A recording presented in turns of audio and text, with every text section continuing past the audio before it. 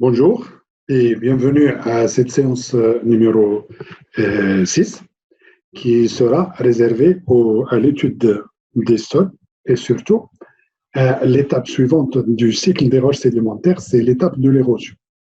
Alors c'est une séance qui est un peu tardée à venir. J'espère que vous en avez profité pour assimiler ce que nous avons fait pendant les 5 dernières séances. Lors de la séance précédente, on est arrivé à une conclusion très importante, c'est que l'altération est un processus géologique majeur parce qu'il est à l'origine, évidemment, de la genèse, de la formation des roches sédimentaires. L'altération est un mécanisme de tri géochimique. Ça se voyait essentiellement dans le cas de l'hydrolyse, où nous avons donc des éléments chimiques qui sont enlevés, qui sont lessivés, des éléments chimiques qui se recombinent entre eux pour donner de nouvelles espèces minérales, en plus, bien sûr, des éléments qui restent sur place, qui donnent des précipitats. Alors, lorsque l'altération n'est pas suivie par l'étape d'érosion, c'est-à-dire que lorsque les produits d'altération ne sont pas enlevés, ils s'accumulent sur place et ils génèrent ce qu'on appelle un sol. Alors, un sol, il fait partie d'une science spécifique, c'est ce qu'on appelle de la pédologie. Alors, un sol, c'est quoi? C'est la couche superficielle qui est meuble et qui est bien sûr à la surface du globe, et il résulte de la transformation de roches anciennes associées avec des apports organiques, avec des apports qui proviennent de la dégradation des végétaux qui se développent dessus. Donc, c'est une association entre des éléments de la matière minérale et de la matière organique. Alors, on a démontré aussi que les sols sont des profils d'altération et qu'ils dépendent essentiellement du climat. On en a vu deux cas.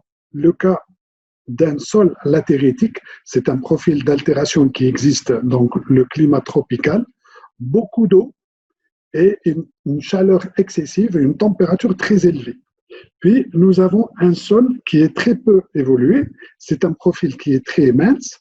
C'est un profil d'un climat tempéré, je dirais, en quantité modeste et une température qui n'est pas très élevée.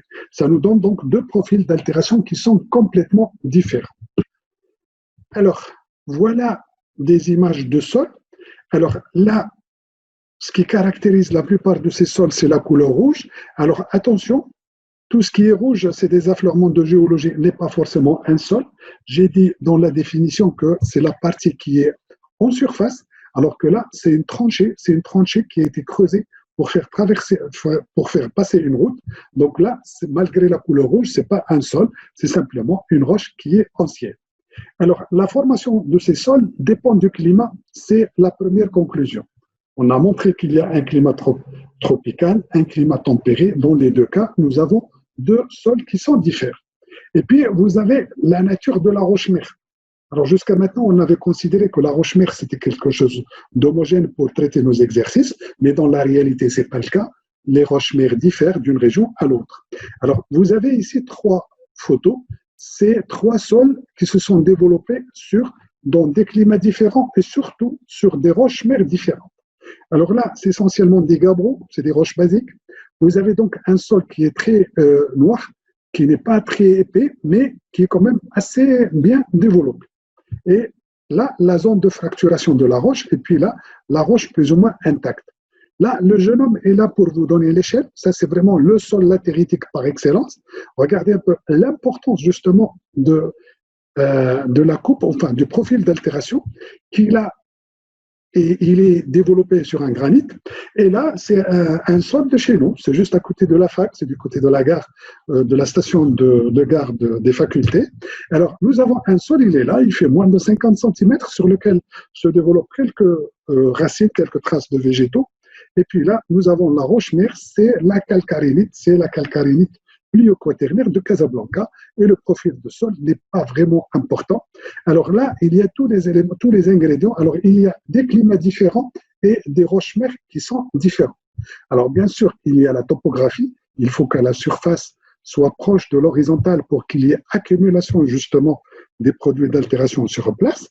Sinon, s'il y a une pente, eh ben, tout ce qui est produit, eh ben, il va glisser le long de la pente, donc il sera érodé et transporté. Et par conséquent, ben, il n'y aura pas de sol en cours de formation.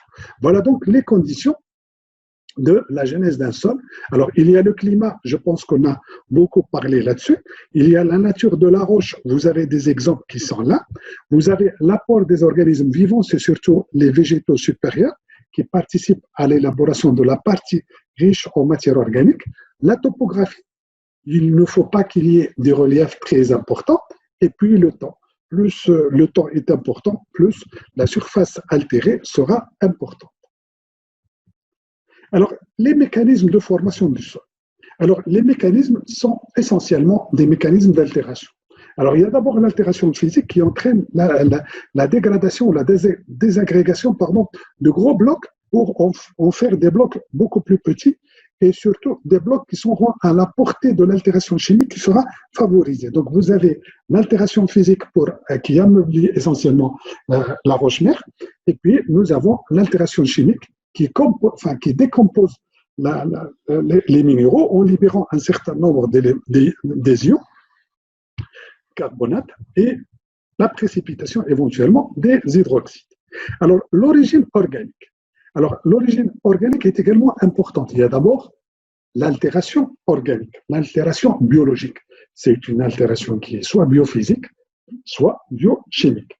Mais en plus, lorsque ces végétaux sont morts, ils restent sur place, ils se dégradent, donc il permet de donner un horizon spécifique qui est à la surface du sol. Et on verra tout à l'heure que c'est une partie qui est caractérisée essentiellement par sa richesse en matière organique. Alors, lorsqu'il y a une altération chimique, il y a bien sûr libération d'un certain nombre d'éléments. Alors, ces éléments vont descendre vers le bas avant d'être enlevés, soit par les eaux souterraines ou bien par les eaux de ruissellement. Donc, voilà le mode de formation d'un sol. Vous avez d'abord la fracturation, la dégradation en petits blocs, c'est de l'altération physique, et puis l'attaque à l'hydrolyse, l'attaque par l'altération chimique qui va générer des argiles, et puis les éléments qui ne sont pas transportables, c'est les hydrolysats, ils vont donner la cuirasse latéritique, et puis dans les niveaux sommitaux, nous avons l'apport de la matière organique, soit dans sa partie altération biophysique, soit par sa composition, puisqu'il va permettre justement d'avoir un mélange matière organique, matière minérale. Alors, voilà l'ensemble des mécanismes qui génèrent un sol. Alors, je dis encore une fois que l'importance de ce sol dépend du climat et il dépend maintenant de la nature de la roche sur laquelle ce sol va se développer. Alors, voilà le profil d'un sol. Il est constitué par un certain nombre d'horizons. Alors, chaque horizon est constitué par des éléments spécifiques. Alors, qu'est-ce qui caractérise ces horizons? C'est d'abord une diminution de la fraction minérale. Alors, lorsque vous partez de la base, vous avez la roche-mère intacte, donc la composition minérale est dominante. Et puis, lorsque vous remontez, lorsque vous vous rapprochez de la surface, il y a l'apport de la matière organique au dépend de l'apport de la matière minérale.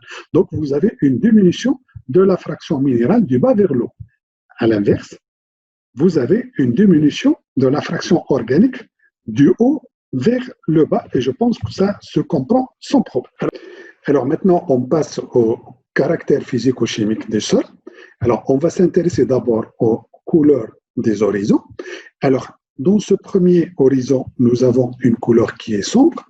Elle est due à la richesse en matière organique. Dans ces deux zones-là, nous avons une couleur qui est relativement claire, qui tire vers le blanc. C'est à cause des carbonates, c'est à cause des calcaires, c'est à cause également des évaporites. Alors, on arrive vers cette partie-là. Vous avez donc un mélange. Alors, soit pour les zones bleutées, c'est surtout le fer ferreux avec de l'eau disponible qui entraîne donc une couleur grise à bleuter. Et puis, lorsqu'il n'y a pas d'eau, nous avons essentiellement des oxydes et des hydroxydes disponibles et qui colorent ce niveau-là en rouge. Alors, le point suivant, c'est la composition d'un sol.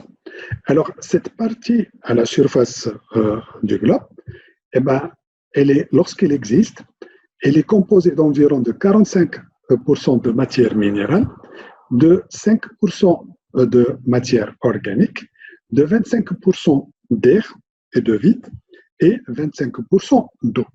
Voilà donc la mixture qui compose justement un sol de teneur en eau moyenne et de qualité moyenne. Alors, avec la composition d'un sol, on va arrêter cette présentation spécifique, donc on va la laisser spécifique à l'étude des sols, à leur manière ou à la façon dont ils sont formés, et on va laisser l'érosion pour une séance spécifique. Merci de votre attention et à très bientôt.